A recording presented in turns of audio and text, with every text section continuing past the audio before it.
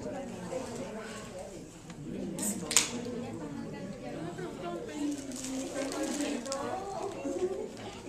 right, guys. Thank you again so much for being here at another Lunchtime Learning. It's April, and that means we only have today's and one more in May over at Altwell, and then we're done for the year. This has been super, super quick, but I want to thank you for all of your support, and I know that a lot of you have come to every single one, so that is awesome. Thank you guys for being involved. Today we have a special treat from you. We have Steve Strawn and Brian Lack from the county office. They are our literacy and math experts at Common Core. So they're going to show off everything that your child has been doing for the past few years and help you really get a deeper understanding of why this is going on. Don't forget to sign in if you haven't. We have the sign-in sheets over there. And the green forms, before you leave, these are our surveys. If you would please fill this out before you leave at the end and make sure that we get it back. We definitely look at these and try to improve all of our events because of your feedback. So thank you. Good afternoon. It's good to see you this afternoon. I always get a little nervous when someone introduces me and says, he's an expert, because I never feel like I'm an expert in anything. And just ask my wife and she will tell you that I'm not an expert in anything. She'll give you a laundry list of my faults, that's for sure. But that's okay. She still hangs with me after 28 years, and that's a good thing because she loves me through my faults, and that's a very good thing. But what I want to talk to you about today, we're going to talk about two different parts of ELA. What I specialize in is the ELA part of our curriculum in the elementary schools, kindergarten through 5th grade. So in my job, I am always out in our elementary schools working with teachers as they work to implement the standards in our schools, the Georgia standards. You may or may not know that our standard, the name of our standards have changed recently to the Georgia Standards of Excellence. And so my presentation has changed slightly to reflect that. And so what I want to share with you are how our standards are set up in the state of Georgia, because that may not be information that you are aware of. Anything that you see up here, as far as the standards are concerned, you are welcome to learn more about if you go to georgiastandards.org. georgiastandards.org. This part of the presentation came straight from there. It's not something that I have created. It came straight from there. So anything I talk about you can find right there at georgiastandards.org. What I want to share with you, first of all, is how the standards are set up so you can see the consistency that our standards have all the way through elementary school. And actually, they go all the way up through high school. But I'm going to share with you just the elementary standards this afternoon. The first domain, and you can tell the domains are listed in the blue bars right here. The first domain in our standards is the domain of reading foundation. Reading foundation. If you look at the yellow bars, we call those strands within the domains, okay? The first strand you see is print concepts. For print concepts, you'll find print concepts in the standards in kindergarten and 1st grade only. Now you might be saying, well, what are print concepts? Print concepts are items such as letter concepts, learning letters. Your students are learning their letters in kindergarten and 1st grade. We teach them what we call early strategies of reading, such as learning to match words one to one. How that print moves from left to right. And when we get to the end of a sentence, that we go back to the left and start on a new sentence. Those are all early, what we call early strategies. So in kindergarten, 1st grade, they're learning those kinds of strategies. Those are early strategies. They're also learning basic punctuation and capitalization, that sort of thing. You see that in kindergarten and 1st grade. We also see a strand called phonological awareness. And in phonological awareness, they're going to be learning things like vowel sounds, long vowels, short vowels, syllables, and blending. That sort of thing begins to happen in kindergarten and 1st grade. This also does carry on into older grades, but we emphasize it most in kindergarten first. We also have phonics and word recognition. That's when it begins to ramp up. This strand carries from kindergarten and moves all the way through the elementary grades. It becomes to a lesser extent in the older grades because they know more by older grades. But we certainly carry it through, okay? Because as children grow in their knowledge of words and reading, their word knowledge grows, okay? Because we want them to be able to recognize words immediately. So we work on sight. I was a first grade teacher for years, so one of the things that I did in first grade, I spent a lot of time working with kids on sight words. So when they looked at a word, they knew that word right off. They didn't have to go, that word is can. They knew can when they saw it. They knew the when they saw it. They knew run when they saw it. Okay? So we worked a lot on phonics and word recognition. We have one more strand in reading foundational, and that is the strand of fluency. That's when we're really working hard with kiddos at the reading table. And you see this a lot when you go into the classroom. I might be working in my classroom and I have the children divided into reading groups. I might have 4 or 5 reading groups in my classroom. And these reading groups are set up for the instructional levels of the kiddos because I've done assessment on the children. And I know exactly where they are instructionally. And I have developed lesson plans for those groups of children. Sometimes it's individual children. And I'm working on their reading skills. I'm developing all aspects of their reading. They call it just fluency. That's one aspect of reading, but all aspects of reading are in this strand of fluency. That's where the kiddos are, where the rubber meets the road, and the kiddos are really learning to read. Okay? The strand of fluency goes all the way through elementary school. So we're doing that all through the 6th grades of elementary school. Let's move on down and look at the next domain here. And you kind of see 2 domains here. One is reading literary. The next is reading informational. And they are paired for a purpose. When the standards of excellence came into existence, one of the things that we realized was children need to have exposure not only to literary texts, but also to informational texts. I'll tell you right now, if you look at your own reading, think about what you read most. I would venture to guess you read a lot of informational text. Think about when you're learning how to do something.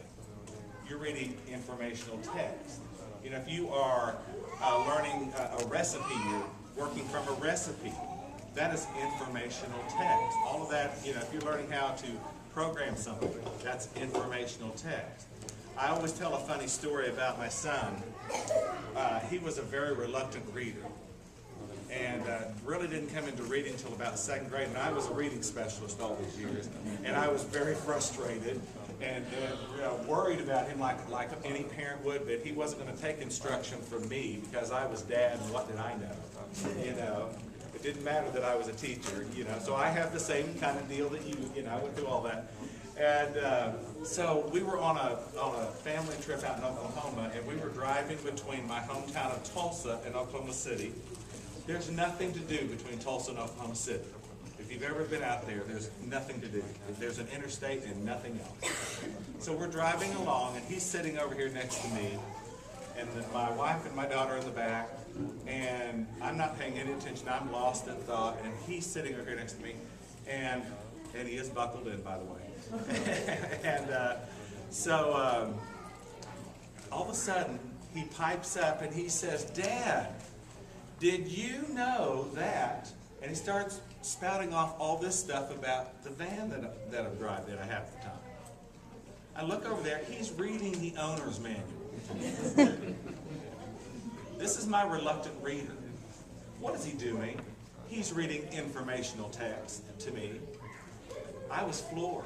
And he really taught me a lesson that day about how important informational text is to our kiddos, particularly our boys. They really get into informational text. It's very, very valuable to them. It's valuable to all of us as we're living in this digital age. It's extraordinarily important. So we want kids to have both. So as you look at our standards, we have reading literary and reading informational. Within both of those domains, we have these 4 strands. The first strand is key ideas and details. That's when we're having children ask and answer questions so they can understand the text in a better way. We get to things such as main idea, what a text is mostly about. The next strand we call craft and structure. That's where we look at word meanings, academic vocabulary, referencing story parts and text features, particularly in informational text. You know, text features really tell us a lot. An informational text looks a whole lot different than a literary text when you look at the two side by side. When we look at an informational text will have pictures just like literary text, but an informational text may have charts and graphs and sidebars and things like that. So there's a lot of information that are found in those components of an informational text. So we want to teach the children how to access those pieces of informational text. Very important. The next strand is integration of knowledge and ideas, and that's where we start to help children to compare and contrast the ideas and the themes that they find within stories and within the texts that they are reading, comparing and contrasting those ideas. And then this last strand, I call it kind of the overarching strand. It's called range of reading and level of text complexity. And really what that means is we want the kiddos to read and comprehend on their grade level or slightly above. Now that's a tall order. That is a tall order. It's really important that we as educators, first of all, know where your student is as a reader. That's why we do so much assessment in the classroom. I always wanted to know where my kiddos were as a reader. At any given time during the year, I wanted my principal, if she came into me or he came into me and asked me, where is Johnny in reading? I have his mother up here in the room and we were having a conference about his reading. I always wanted to be able to say, well, and I could have a hallway conference right there. And that's what teachers are working to do. That's what I try to equip them to be able to do. That's part of my job in my role. Because we want our children to have access, and we need to be able to teach them to read higher levels of text. And that's our entire goal right here, is that whole range of reading. Okay? So you can see there's a lot involved in just our standards to this point. But there's more. Let's look at the next part of our standards. The next domain is in writing, because we certainly do not want to leave writing out of the mix. The first strand within writing is text types and purposes. There are 3 types of writing that are emphasized in our standards in Forsyth County schools. That is opinion writing, informational writing, and narrative writing.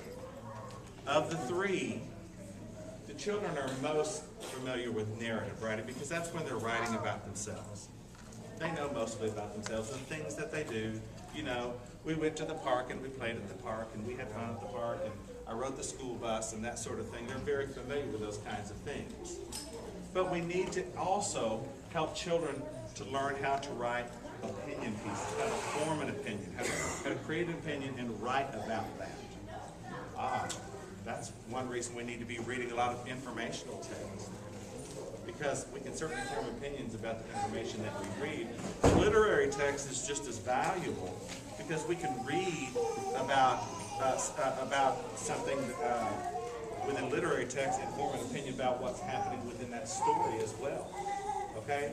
So we learn how to form opinions, and I always had a lot of fun doing that with my kiddos in the classroom, because we would line up on opposite sides of the classroom and I would pose a problem for them, and I would have them form an opinion, and they would go to the side of the classroom that they had an opinion, help them form an opinion, and we would try to persuade one another back and forth to different sides of the point, you know, so they could learn how to form an opinion. Then we had to learn how to get that thinking going and then get it down into writing. That's a tall order. That was in first grade. Okay? That was in first grade. They can do it. It's amazing. You know, first grade today is not what first grade was when I was going to school in the dark ages. Okay? It was a long time ago. So we have three types: opinion, informative, and narrative. The next strand is production and distribution of writing. And that's basically what it says. Children being able to produce good writing with our support. Being able to produce good writing, being able to revise it, and being able to publish certain pieces. They don't publish everything. Sometimes I write things that no one's ever going to see. Sometimes I write things and I want you to see it, you know. But we want them to be able to have good production of writing. The next strand is research to build and present knowledge of ideas. Okay? That begins to happen as we move into about third grade or so. Children have the opportunities to get out and really begin to research topics. That's when they really start to explore the world around them. And then they can produce within their writing what they're learning about. The last strand is called range of writing, and that's kind of the companion to range of reading. And that's when they are writing over extended periods of time, where they're writing over short periods of time, and they're writing on topics that are varied topics. They're not just writing about just what they know, but the new things that they're learning about as well. Okay? But we're not finished yet. Let's see if that works. There we go. We have others. There's another domain, and that is listening and speaking. Under that, we have two strands: comprehension and collaboration. Now think about those terms for just a minute. Comprehension and collaboration in listening and speaking. You can imagine what that's going to be. We're doing that right now. You're doing a lot of listening, and I'm doing a lot of speaking, but if I was sitting at your table, we would be conversing with one another. So that's exactly what we want students to be able to do. We want them to be able to engage one another in topics, in conversation, in various types of groups. I want to be able to sit one-on-one with Brian sometimes, and we do that. Sometimes we sit in our offices and we talk about what's going on in our fields and how we need to work on things. Other times we're engaging large groups and we're having conversations with teachers in large groups. Sometimes we're just sitting at a table with teachers and having a more intimate conversation. So it's varied. And the topics vary. We need children to be able to do that as well. So we're showing them how to do that. And then the next strand is presentation of knowledge and ideas. And that's where children begin to present what they know, what they're learning, and the things that they are doing. Children need to be able to do that. Okay? Our last domain is the language domain. And under that we have three strands. The first one is conventions of standard English. And this is going to be very familiar to you. This is where the children are learning all about things like nouns and verbs and adjectives and compound and complex sentences. All those things that we've always learned in school. There it is, found within that strand. The next strand is knowledge of language. The knowledge of language strand begins at about third grade. And this is where, because children's language has really developed to that point, usually, they are really able at that point to begin to choose words and select phrases for effect within their language, because they have a language base at that point. You see why it would start in third grade? Because by then we're hoping that they have that language base. And then lastly, we have vocabulary acquisition and use. And this is where they begin to use their language in context. They understand how to use language, and they put it into its proper context at that point. They're always acquiring new vocabulary. You know, kids are always, by the way, kids acquire new vocabulary well before they get to us. Believe me, they do. I always have a lot of stories about my son, you know, and I can't say everything, but suffice it to say he came home from preschool with a new vocabulary word one day. And I wasn't home yet. He asked his mom, "What does this word mean?" And she explained it to him. I won't tell you what the word is, but she explained it to him and gave him an alternative for it. and said, no, by the way, don't ever let your dad hear you say that. You know, so they're always acquiring vocabulary, you know, and so of course we want them to use it in the appropriate context, and that's our goal with that strength. So here you see how the standards are created. What I want to show you next, and I find this really interesting, is how our standards build over the elementary grades. This is very fascinating to me. So what I did in this chart, I don't know if you can see it, I have brought up here, these are second grade standards, okay? It is the same standard from kindergarten to 5th grade. These are the reading literary standards. These are the reading informational standards. I'm not going to go through both sides. I'm just going to do the reading informational standards. But what I want to show you is how this standard, it's the same standard, how it builds over the grade level periods. Okay? So walk with me here through 6 years.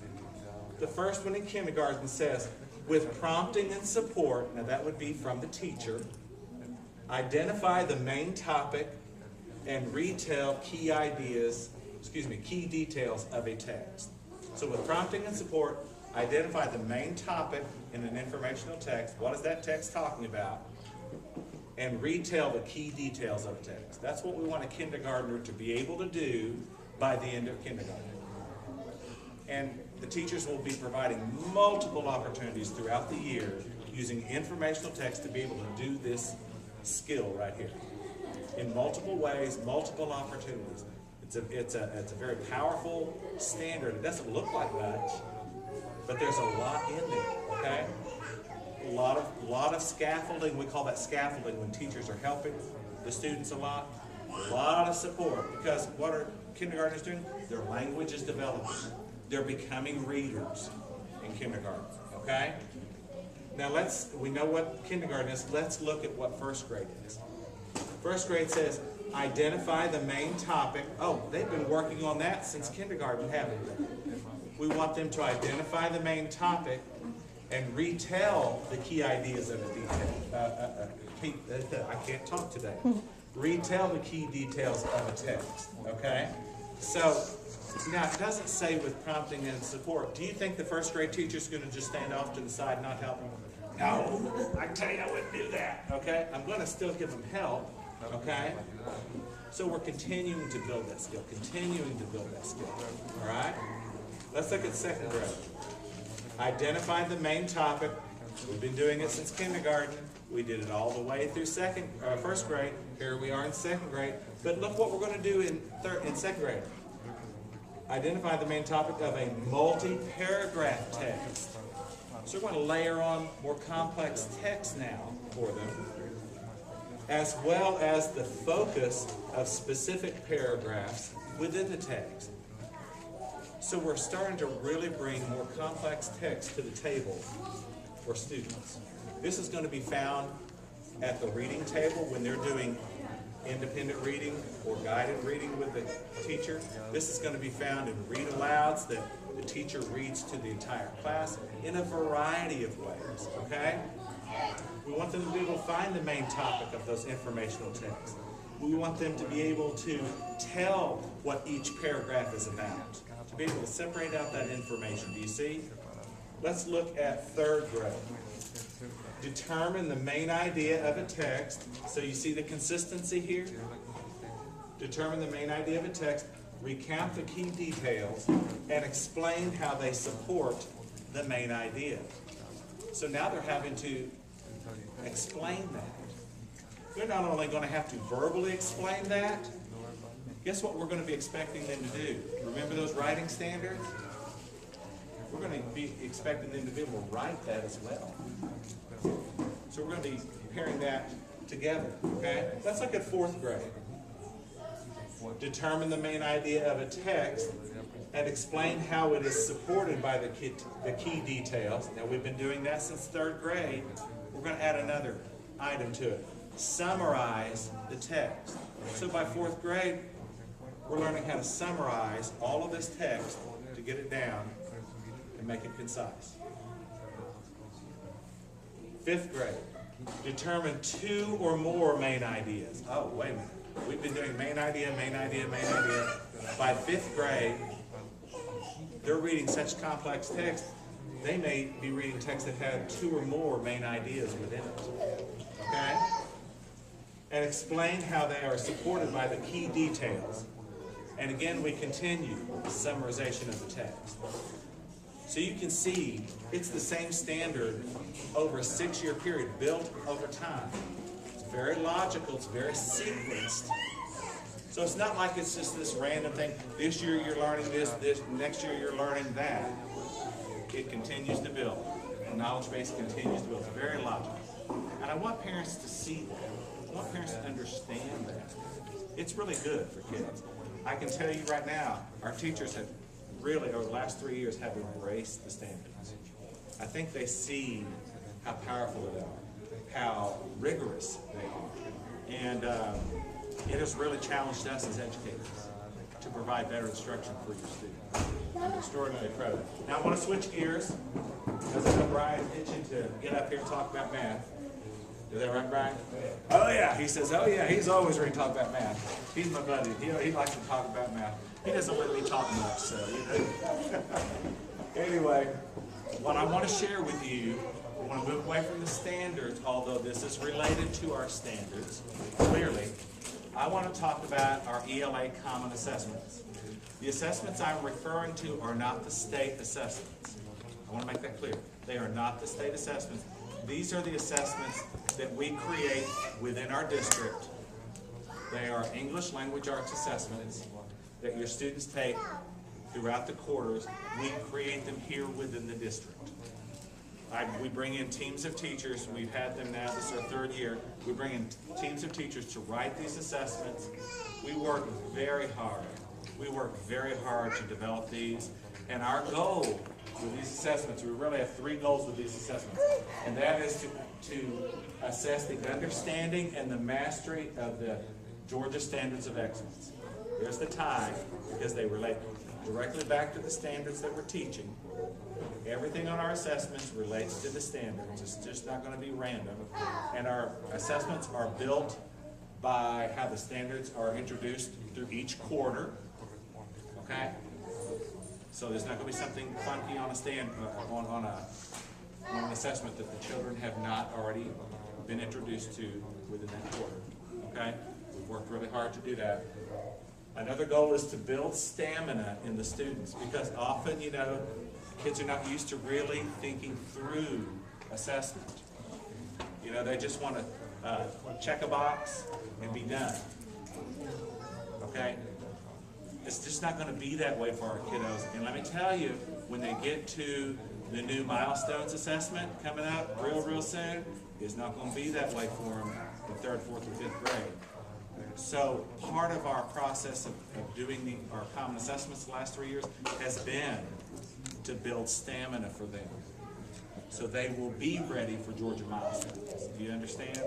We've been thinking about this for 3 years now, working hard toward that, and our teachers have really worked hard to get these out to the students, to support them in the process of building their stamina. That's very important. And then also to help students to learn to work on multi-step problems in ELA. You may be thinking, well, wait a minute, you're talking about English language arts. That's usually in math that has multi-step problems. In ELA, on the milestones, they're going to have multi-step problems to resolve, or questions to resolve. So our assessments within the county have some of those as well. So we develop them that way. I want to show you some samples, okay? This is only for milestone students or for CRCD students, like 3rd grade? Show the steps, how they work. Tell me again, I'm sorry. It's okay. That's me. This is only for milestones, like 5th grade students, they have to show the steps and all the work. Well, in milestones, they will have to do that, yes.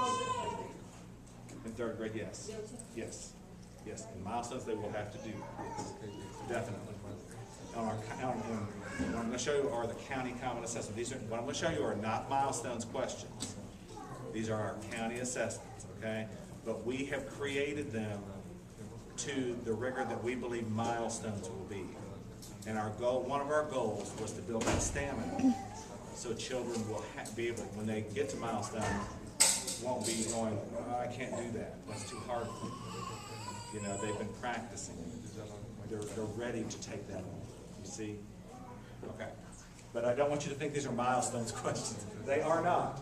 I just want to know third grade also, because they start doing testing, then you're not used to show the steps. So Yes, yes, milestones will do that. And all, right, Brian? Yeah. Yes, in all grades. Absolutely. Yes. So I want to show you a sample of one of our assessments in first grade. So the children would read this text right here. It's called The King of the Jungle, and this is a sample question. I'm going to do this one with you because it's very short.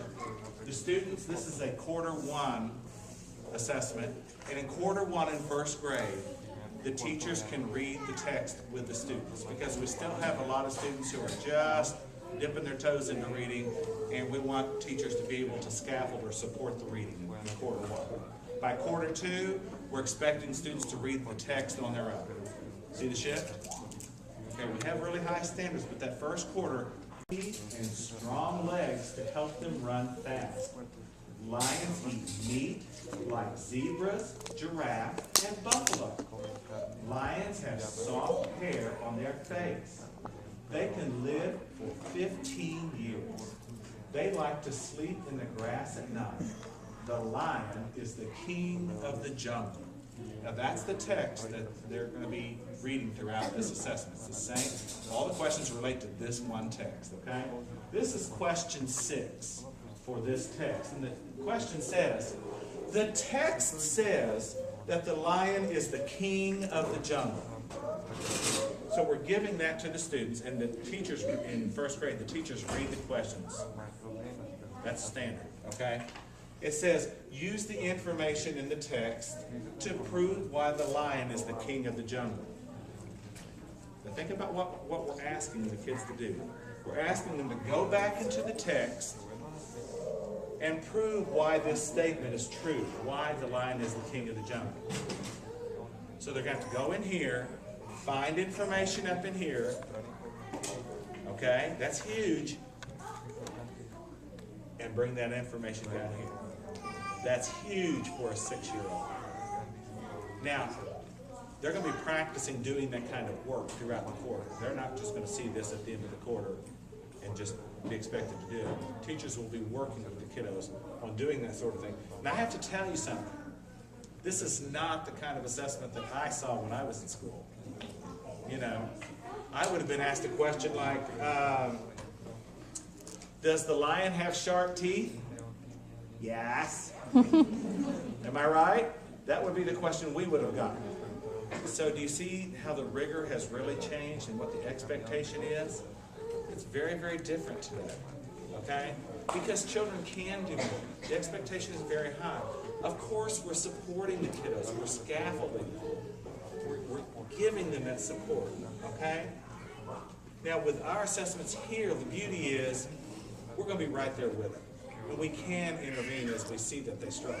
Absolutely. Because it's a learning process for them. They're here to learn. I want to show you this little bit right here. You see these boxes? If the assessments are sent home, you'll see these boxes next to the items. We added this past year because we wanted you to know which standards are associated with the items. So you know that the Georgia Standards of Excellence, this item addresses this standard or these standards. Sometimes it's multiple standards, okay? So you'll see which standards are being addressed for which items, okay? Let's look at another example. And I just added this for third grade. I'm not going to read all of this to you, but students with this, and this is just part of the text. This is the latter part of this text. It's much longer. It has 11 paragraphs, as you can see, okay? So they would read all of this, and then what the kids have to do, it says, refer back to the story to identify one example for each part of speech below. Remember all those language standards that we talked about? So in third grade, they have to go back into the text. It's not just a random thing. They're using the text. They have to identify a common noun, a pronoun, a singular noun, a plural noun, and a possessive noun. Because they, in that quarter, they've been learning all about those. You see? They're going back and they're using real text to do that. But we're not finished. They're not just going to identify those things. Question 9 tells them to choose a common noun, a pronoun, and a possessive noun from the chart right here that they just did in 8, and use each one to write your own sentence. Do you see this multi-step process there? That's what I'm talking about. Those are the kinds of things they're going to have to do on milestones. 3rd grade. See what I'm talking about? Now, have we actually seen a milestones test yet? No, because it hasn't come out yet. Even educated, we haven't seen it. So, I'm going to be watching as the kids are taking milestones to kind of see what formats they use. And as we go back this summer with our assessment team, that's going to help us. I can't take a milestones test and say, I'm going to copy this. I can't do that. That's illegal. But at least in my mind, I can say, okay, now I kind of know what formats they're using, and we can adjust. You see what I'm saying? I can't use their items, but I can think about how they formatted things and mirror ours even better. Do you see what I'm saying? Okay, and teachers will remember too. They won't remember items. That's okay, But we're trying to get them close. Okay. Let's look at 5th grade, and this will be the last one we do. In this particular assessment, the students have read an informational text about Switzerland. It's too long to show. And let's see what they have to do with it. Here, in question 4, they have to reread the Switzerland article. Now, I'm going to stop there for a minute. The first instruction says, reread the Switzerland article. What are you thinking in your mind? Well, because kids are going to say, I've already read the article once. Why do I got to read it again? That's what kids are going to say. You see the stamina piece? Because kids think because they've read something one time, they're done with it. But you and I know, you can't just read something one time. Even if you're reading a recipe on the back of a box of brownies, you don't just read it one time and say, I've got it. At least I don't. I have to go back and say, what did that say? I've got to read it again and again. I've got to make sure are you like me? I have to do that. Okay, so reread the Switzerland article and make a conclusion about the 4 most important points made by the author. Summarize your 4 points on the lines provided. Oh, there's that standard of summarization. We're talking about that? Right there. But we're not finished. Based on your response to question 4, right here, what is the main idea of the text? And then this is a multiple choice question, so they have to find that main idea. Based on their 4 points, I hope they have those 4 points right. Okay? Pretty complex, isn't it? And then, for question 6, write a well-developed paragraph that summarizes the article. Here it is again. So you see how rigorous these can be. This is quarter 1. Yikes. and I'm laughing about it because you know what, kids can do this. Teachers are working hard to develop lessons to this level of rigor in their classrooms, and they know that. I have teachers that call me all the time and say, have you posted the quarter assessments yet, Mr. Strong? Because we are planning right now our curriculum so the children will be ready for this. They're not teaching to the test. They want to make sure that their lessons are as rigorous as the test. You see what I'm saying? That's what they're going for. They want to make sure that they are rigorous in all of their lessons. That's the goal. Good instruction. So I want you to see. I want you to see what we're doing with our assessments. We're really very proud of it, Brian. And I think it's wonderful. I want to show you one more thing, then we'll hush up. If you look right here, remember I told you about the boxes and how it lists the standards. Some of the boxes have a 1, 2, 3, and a 4. This relates to the grading piece on the report cards, the reporting. And you know how we have 1, 2, 3, that sort of thing? And we have a 4 listed here. The standard is 3. So if children are receiving 3s on the reports, that's what we want. Now you know that already. But sometimes on certain items, we feel like it's a question that the children could really extend on and really show us more knowledge than what even this text provides. Maybe a kiddo has read this and knows a ton about Switzerland and has a lot of information that's not even within this text, and they can bring that information to bear in this question. They could extend their response even more. That child might receive a 4 on that question. That's just an opportunity to show more. So certain questions are coded with a 4. If it's not coded with a 1, 2, 3, 4, then we would only expect a level 3 answer. That's why that is there. I just want you to know. Okay? So that's it in a nutshell. So we've learned about standards. We've learned about some of the assessments in elementary, and that's a lot. That's a lot. And I want to thank you for what you do to support your students. The fact that you're here today in this library and the media center is because you really love your kids and that you want the very best for them, and I know that. So I thank you for what you do for your students. You are the very best. Thank you so much. We do have Dr. Lack, who is going to be sharing about the Math Common Core. It is 12:30. That's okay. That's okay, because it's awesome information and it's so important to know. But I just want to let everyone know, if you do have other obligations, I am recording this. I will post it on our online parent resource center, so you can come back and review it if you're not able to stay. But I know Dr. Lack has some awesome information to share too that's very valuable. So if you could stick around for a little longer, then that would be wonderful. Hello, everybody. I'm glad to be here today. Thank you for being here. I always kind of joke with Steve. This is actually the 4th time we've done this out at school since January, and he always goes first. And the reason why I go last is because I know that you're all here to see math, and that's why everybody is waiting. Otherwise, you'd leave after I presented and not see him. So, I promise I'll make this powerful and meaningful. Because a lot of people do have questions about math, because that seems to be the thing that is most different about the curriculum today. So the title of the presentation is very fitting. It's not the math I learned, so how do I help my child? And my response to that is, it's okay, because 2 plus 2 does still equal 4, okay? We're going to work through this together. But the first question I'd like to ask is this. It might seem a little bit silly, but it's really important. We have to first define what mathematics is. Chances are, traditionally, what you've experienced as a student in elementary school or middle school of mathematics is not the way in which kids are experiencing mathematics today.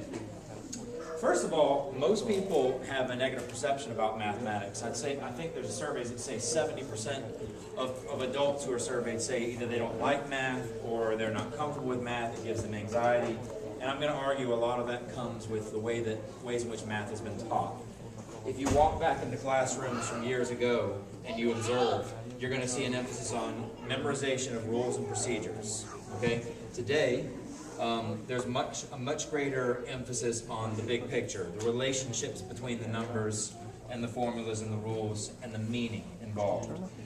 Back then, computation was the greatest emphasis, whereas problem solving has become a greater point of stress today in classrooms. Because let's face it, we have computers and calculators to help us compute, but the only thing that we have to help us reason about mathematics and problem solve is our brains. And so that's why that's one of the biggest focal points today. Long ago, the focus was on answers. I don't know about you, but in my experience, the classroom experience was all about reporting what is the correct answer.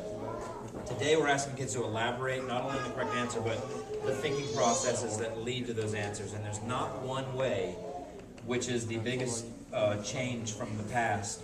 Today we're embracing multiple ways to solve problems, because that's reality, and so that's why the thinking processes are so important. Again, that one best way, I just hit on that. Today you're going to see kids learning a variety of strategies, and that's not to confuse them, that's actually to develop understanding. And then lastly, if you watch the behaviors that students are engaging in, it was primarily listening, copying, memorizing, and drilling. Today you will see kids discussing, explaining, predicting, justifying, representing their thinking. It's a much more robust form of learning today. This is the best analogy that I can provide for you. It's the cooking analogy. I'll read this out loud. Arithmetic has usually been taught like it's a recipe. You take the raw ingredients, which are your numbers, you follow a series of steps, and you end up with a tasty end result, the answer. While an experienced baker knows why you cream butter and sugar before adding eggs, then add the flour last, a beginner following the steps is just in the dark. They might know what to do, but they can't explain why. I'm not here to argue that our goal is to create a bunch of gourmet chefs, but I will say this: if students don't understand the math that they're doing, but they're doing it, there's a problem, and that's what has existed for so long in our classrooms. I want to quickly address changes. Some of you asked, why does the curriculum change? Almost always that deals with global competitiveness. When we see that we are being outperformed by other industrialized nations, and we see economies change, that usually leads to changes in curriculum. In 2007, an international comparison showed that our fourth graders ranked 11th overall in math achievement. And the area that we consistently get beat in is the area of adaptive reasoning. That is the ability to make justifications, draw generalizations, inferences, and solving novel tasks. So about 10 years ago, employers and colleges got together and they said, something needs to change. We need to add more rigor to our curriculum, and so hence the curriculum changes that you have noticed. So you know, our curriculum has two types of standards. We have content standards, which, if you're ever wondering, what year do kids learn how to add fractions these days? When do they learn how to do the Pythagorean theorem? That's on the content standards. I'm going to tell you, though, what's more important, what makes mathematics a rich and engaging experience that it is today, are the standards for mathematical practice. And these are simply the ways in which students acquire and use mathematical knowledge. Here are the 8 standards divided into 4 categories. I'm going to briefly talk about what they mean and how they are evidenced in classes today. But these are the things, the types of behaviors that students and teachers should be engaging in on a regular basis in classrooms. The most important of all is the first one. It is making sense of problems and persevering in solving them. There are plenty of kids who can, I'll call it, crunch numbers or even put numbers in a calculator. But then when they get an answer to a problem or solution, they don't have the ability to think about whether that solution makes sense or not. That's where our emphasis should be, and to sort of give you a really, really nice example of this, I'm going to share with you a case study of sorts that was done with 8th graders. Basically, 32 8th graders were given this math problem. There are 125 sheep and 5 dogs in a flock. How old is the shepherd? Okay, and what I want you to watch is how these 8th graders reason about the problem. Do they make sense of the problem? Do they comprehend it? Or do they just start mindlessly crunching numbers?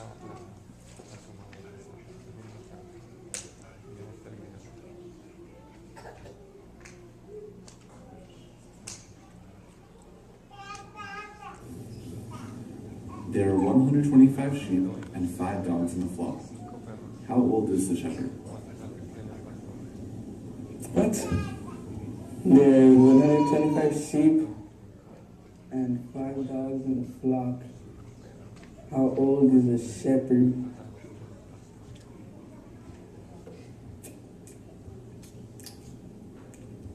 I don't know how to solve this. Why is that? Because it doesn't talk about anything about the shepherd. Like, it doesn't say how old, like how long he's had them or anything, so it doesn't give me any hints about anything. Okay, so that child made sense of the problem, Thank you very much. which is what we want. There are 125 sheep and 5 dogs in a flock. How old is the shepherd?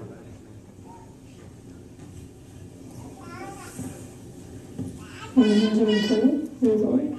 How do you know it's 120? You have to write that down.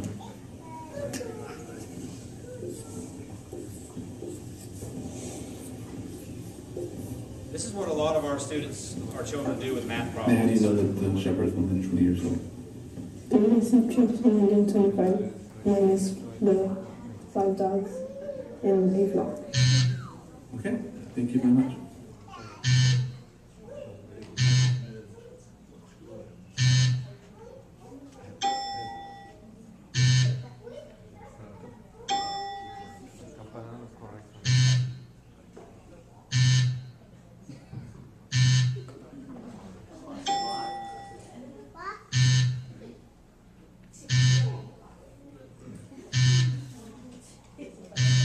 Again, these are 8th grade students.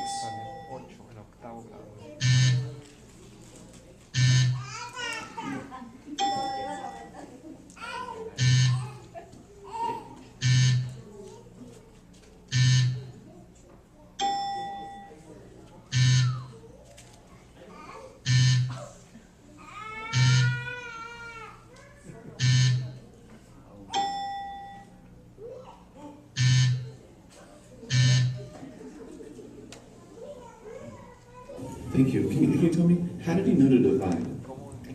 Because it doesn't say the difference, or it doesn't say the sum, or the project. I see. Okay, thank you very much.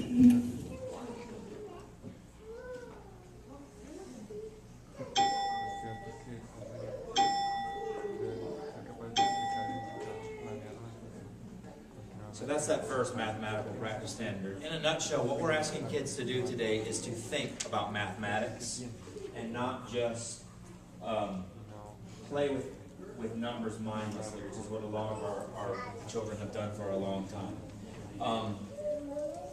One of the other things we want them to do is also be able to talk about math, to construct arguments and analyze the reasoning of others, that is, analyze correct and incorrect reasoning.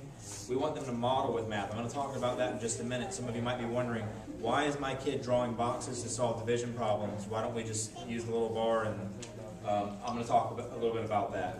And then finally, because we know that algebra is so important and that it really kids start developing algebraic reasoning from very young ages before they enter school. We want kids to look for and make use of structure and look for repeated patterns and regularity in mathematics from a young age, so that algebra isn't something that is brand new when they get to 9th grade. All right. So, if you've been wondering what is the most important attribute or skill that my child can have to be successful in mathematics, a lot of people falsely believe that it's memorize your addition, subtraction, multiplication, division facts, and you're good to go. Well, it's actually number sense. That's the strongest predictor for success in higher level mathematics. I'll give you an example here. If I had a student figure that there was about 5 or 6 people per table in this classroom, and they used an algorithm and they added the number of people at each table and they multiplied it by the number of tables, let's say they got 200. And I would ask them, well, does 200 make sense? And if the child says, well, yes it does, because I put this number under this number and I carried this number here, they're giving what's called an instrumental explanation. They are purely looking at the process or the algorithm, and they're not making sense of the situation. I clearly can tell in here that there's not 200 people. That answer doesn't make sense because it looks to me like there's only around 40 or 50 at most. So that's number sense. It's really anything that you can do with estimation, and I'll talk about that more in just a minute, is going to help develop that number sense. Here's another example. Instead of asking your kids, drilling them, what is 9 times 4? What's 7 times 5? What's 110 divided by 11? You can ask them questions like this, because this is what they're going to be asked. How could you use 9 times 2 to help you solve 9 times 4? The answer to that question, kids, if they understand mathematical relationships, is that this is half of this. So if they know their doubles, they can just double a double, and then figure out what quadruple is, or times 4. So that's one of the examples of what we're asking kids to do today. Fractions has been a very, very difficult skill for children to learn. Typically, this is how textbooks look. They give you a bunch of isolated practice computation problems, followed by a few word problems at the end. If kids are good at memorizing procedures to do this, it doesn't mean it will translate to application of word problems. And studies show that 4 out of 3 people have trouble with fractions still today, all right? So, just to give you a little idea, 2007, less than half of 8th graders were able to put these fractions in order from least to greatest. 2009, only 25% of 4th graders could tell which fraction was closest to half. This is number sense.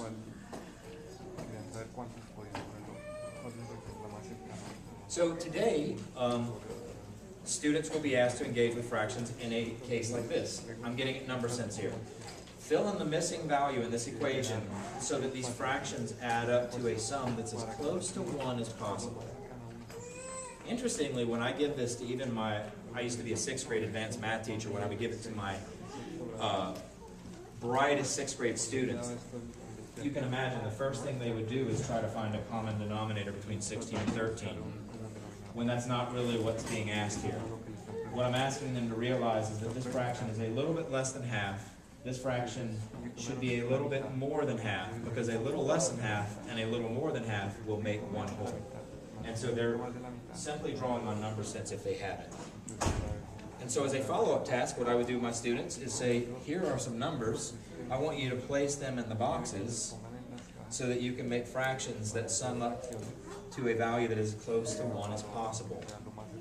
And the way that they do this is to, again, estimate. Think about the magnitude of the fraction. Is it close to 1? Is it close to 0? Is it about half? And use estimation. The problem is a lot of kids don't understand fraction because they don't have fraction number sense. So this is what we're asking them to do today.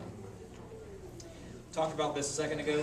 There's 2 types of understanding. Instrumental explanations. Remember the second kid in the video who said 120 years old, and the guy said, well, how do you know the shepherd's 120 years old? And he said, because I subtracted 125 minus 5 and got 120.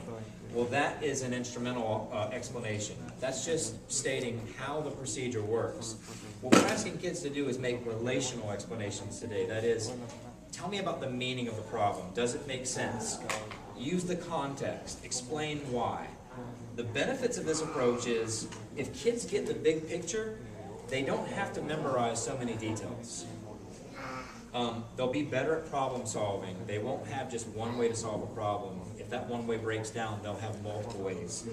And most kids, because I've always taught this way, most kids I've noticed who didn't like math, they begin to like math when you embrace these types of ways of teaching, because it allows multiple access points, multiple entry points for different types of learners to be successful at math. One reason why a lot of kids struggle with math is because we've taught one way that prioritizes, I believe, kids that come in with a predisposition or a natural ability to be good at math. Which, by the way, is not shocking whenever we hear people criticizing the way that math is taught, I've always noticed that it usually comes from someone who's an engineer or someone who's in finance who says, math is easy, why are we complicating it? Well, that's my point. Those people who have a natural inclination towards math. So why we teach math in different ways, you're going to hear something called multiple representations. 5 ways that we want kids to represent mathematics.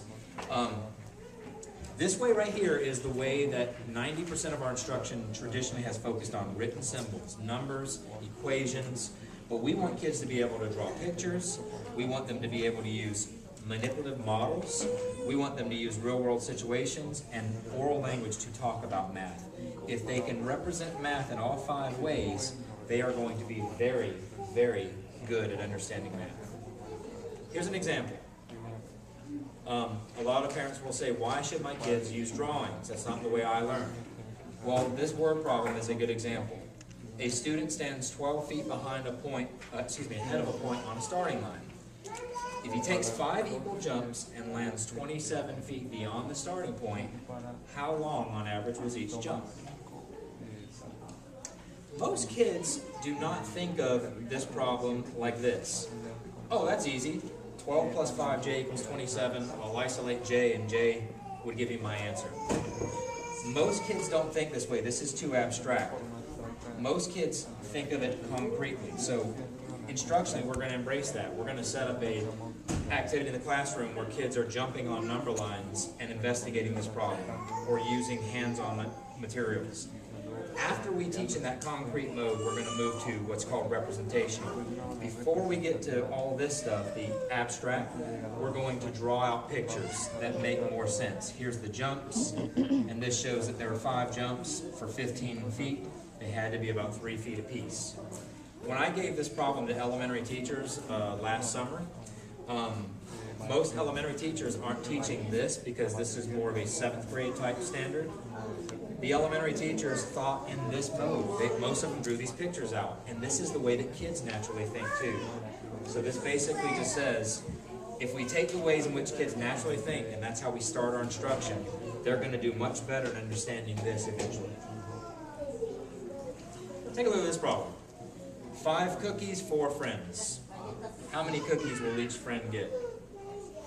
This problem came from a research study. This was given to kindergartners, and kindergartners could successfully solve this problem if you gave them the cookies or construction paper that represented cookies. They knew, well, imagine, how do you think a kindergartner would solve this problem? Would they divide 5 by 4 and get 1.25? No, they wouldn't do that. That's too abstract. This is what they would do. It's called fair shares. 1 for me, 1 for you, 1 for you, 1 for you. What are we going to do with this last cookie? We're going to break it into 4 equal parts. So we all get 1 and 1/4. This is why we use drawings. It makes the 5 divided by 4 equals 1.25 make much more sense. Okay? So the part that you're all very interested and eager to learn about is how you can help your child. Number one thing I will say is this, and this will sound a little bit ironic, but the way that you can help your child is by being a little bit less helpful sometimes. And what I mean by that is resist that temptation to give your child all the answers, or to pick up the pencil and say, let me show you how to do this. The best way that you can do it to actually promote growth is ask them questions, give them hints, put it back on them. What do you think? How do you know this? Show me. There's lots of research that says this is help seeking. If kids just get answers and not hints, they're not going to grow as much academically. So try to ask them questions. You won't be able to answer all the questions, and I'm going to give you some strategies for that as well, though. Help them learn their basic facts. As I said before, mastery or memorization of basic facts is not the end-all be-all. If your child is struggling with memorization of facts, do not force it, okay? There are other ways in which they can develop automaticity with facts. One great game that you can do, though, is called Beat the Calculator.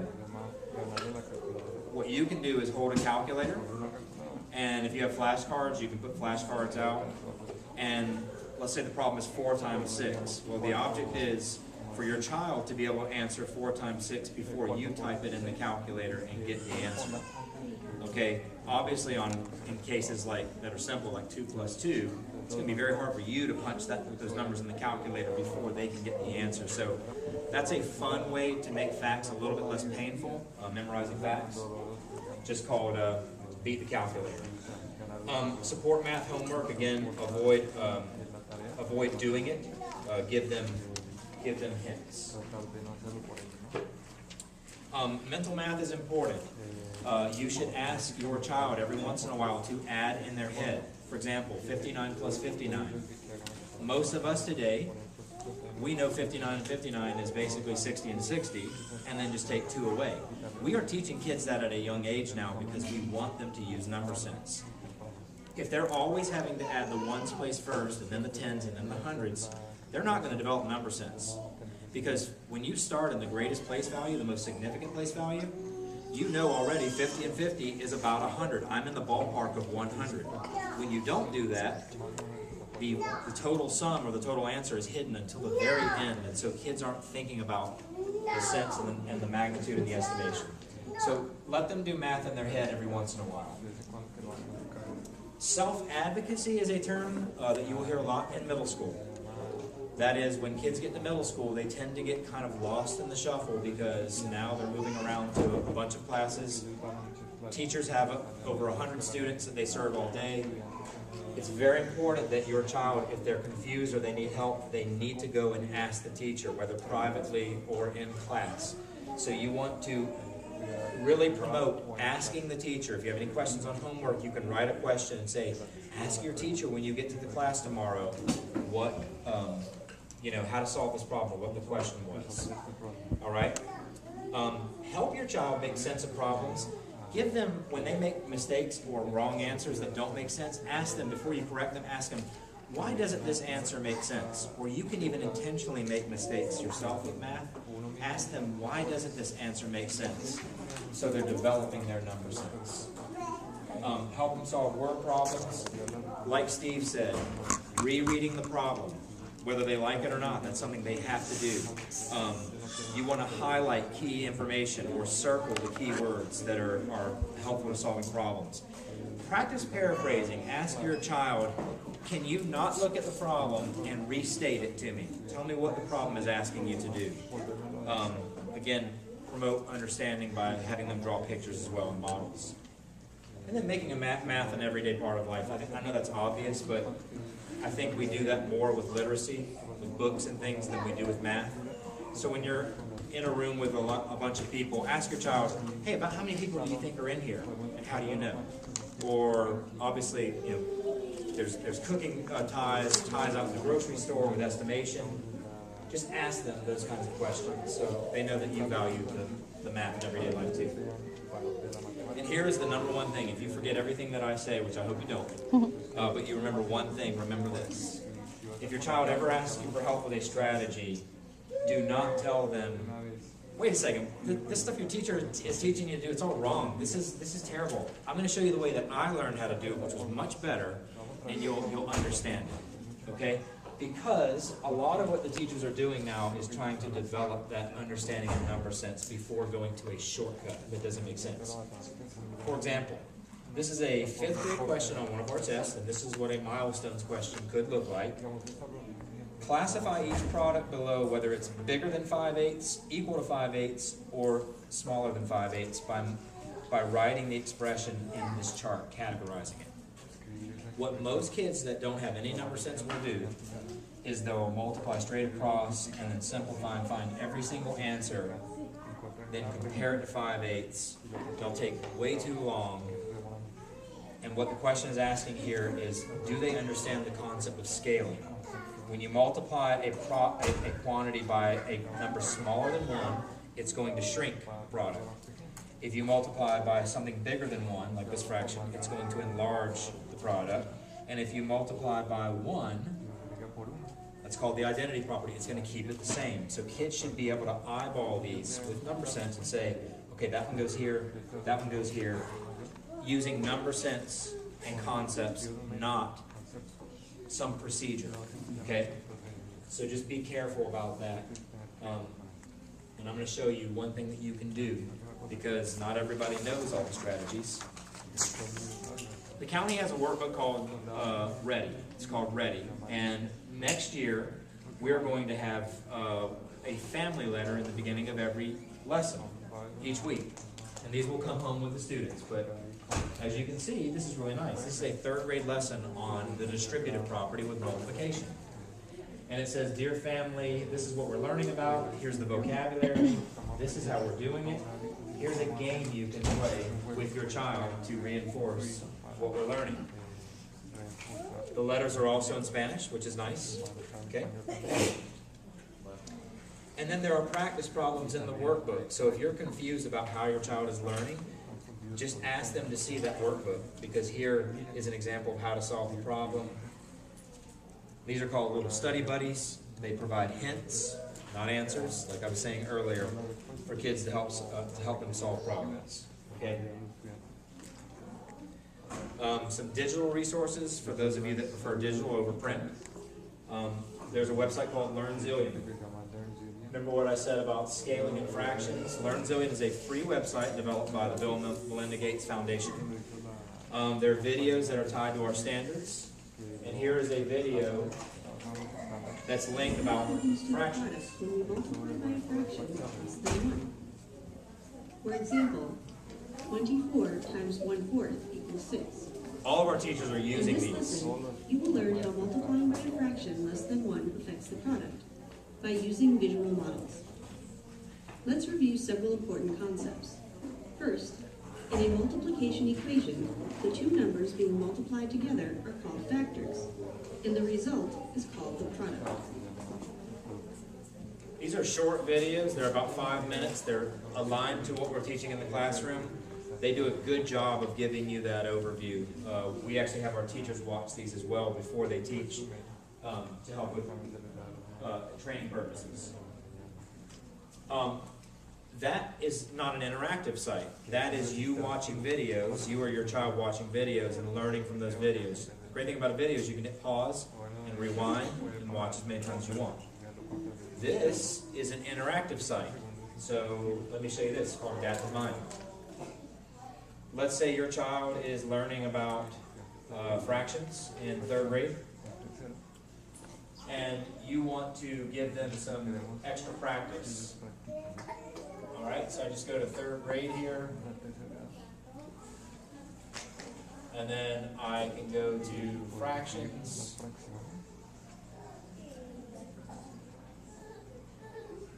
Okay, let's say they're learning about comparing fractions right here. Okay. So they have problems here. First of all, they've got all this stuff, bells and whistles to kind of motivate your child with avatars and games and things like that for motivation. And I'm trying to get out of this. Okay, so here's a problem. Let's say your child tries to solve this, but they get it wrong. I'm going to intentionally get this one wrong here. A video automatically pops up, says, sorry, you're incorrect. You can watch this video about this particular skill. Okay? So it's very nice. And that is also totally free with an internet connection. And then lastly is the National Library Virtual Manipulatives. I've got this link as well. This is great because we don't expect for you to go out and buy all of the manipulatives, the blocks and the tools that kids are learning in class to model with mathematics. Although I know that Cumming has some great parent resources, the parent resource room, and they provide a lot of that stuff. This is a virtual manipulative database. So if your child was working with pattern blocks for geometry or something, you could go here and you can find the pattern blocks right here. And so it is Java and Flash, so you do have to have that installed like a shockwave player, but kids can actually use the manipulatives virtually to model the math that they're learning. Okay? So those are 3 of the top resources that I would recommend for helping at home. And again, it is all about, again, number sense, developing number sense, the meaning and understanding of math, not just memorization. That's the greatest theme that I have to share with you today. Thank you for being here. It really means a lot to me. If you have any questions, please don't hesitate to reach out to me via phone, email, or through the school. Okay? Thank you.